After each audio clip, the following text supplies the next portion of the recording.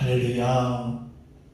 네, 여러분 제가 한 2, 3주 전부터 여러분들에게 한 주를 시작할 때마다 똑같은 말을 계속 말함을 통해서 이번 한 주는 한번 이렇게 살아보자 라고 말씀을 드렸어요.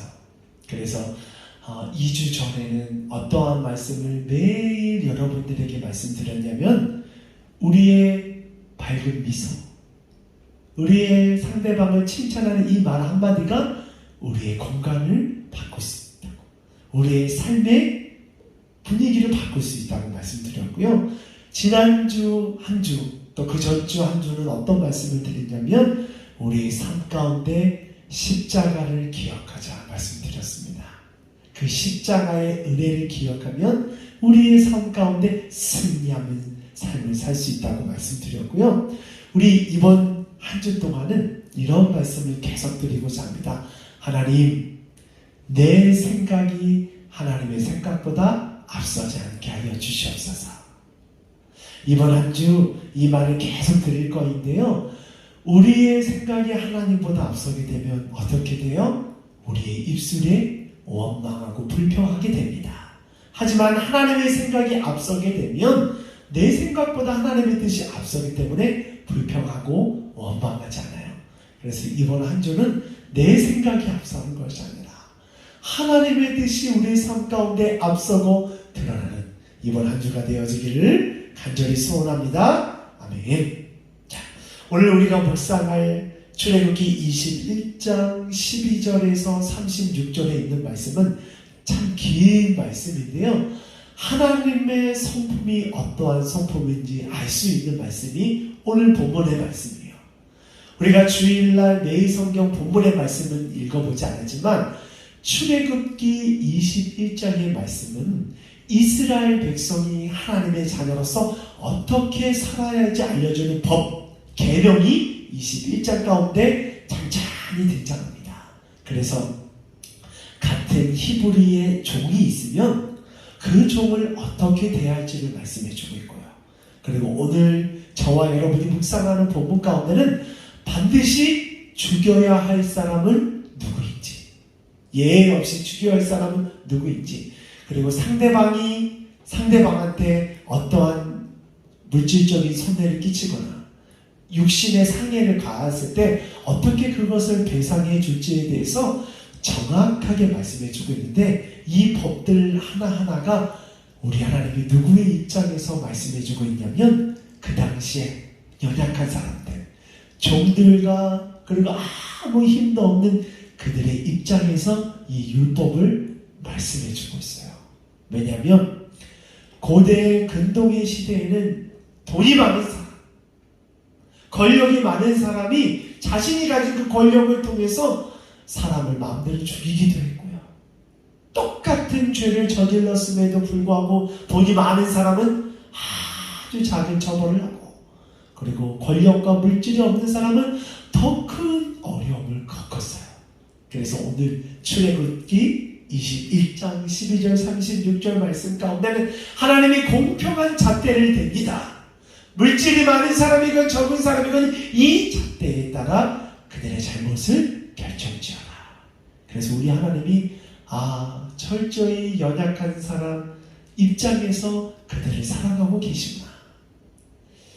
우리가 그 주님의 성품을 담기를 원합니다. 우리의 삶 가운데 얼마나 연약하고 우리의 사랑이 필요한 사람이 많은지요.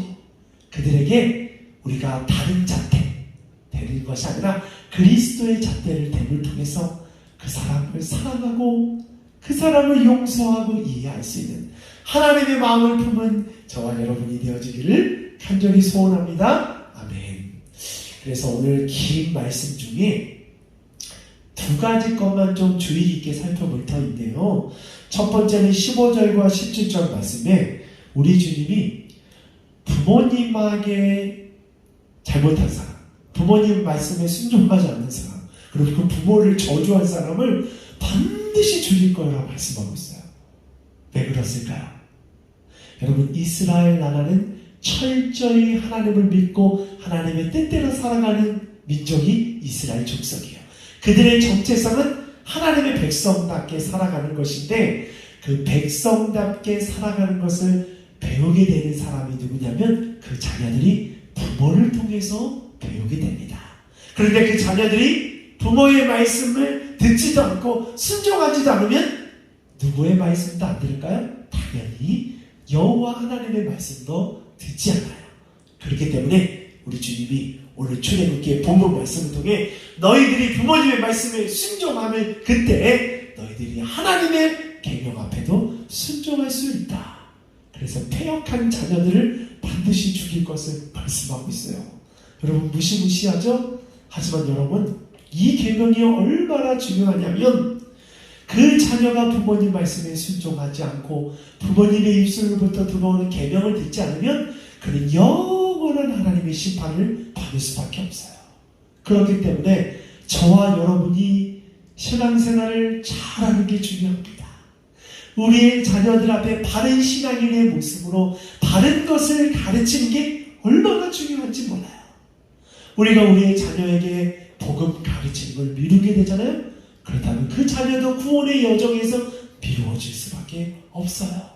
그래서 우리 오늘 하루 살아갈 때 여러분의 자녀에게 바른 신앙생활하는 부모의 모습이 무엇인지, 바른 신앙생활하는 사람이 무엇인지 그 자녀에게 삶으로 보여주고 가르쳐주는 우리 옥탑교회 성도들 되기를 간절히 축복합니다.